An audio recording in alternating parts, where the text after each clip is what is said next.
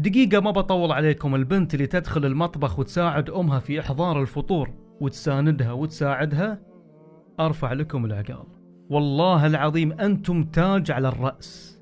وعلى فكرة أختي، يعني هل أنت تظنين أن أنت فطرتيهم وهم كلا والحمد لله خلاص مع السلامة؟ لا، أنت أفطرتي صائمين.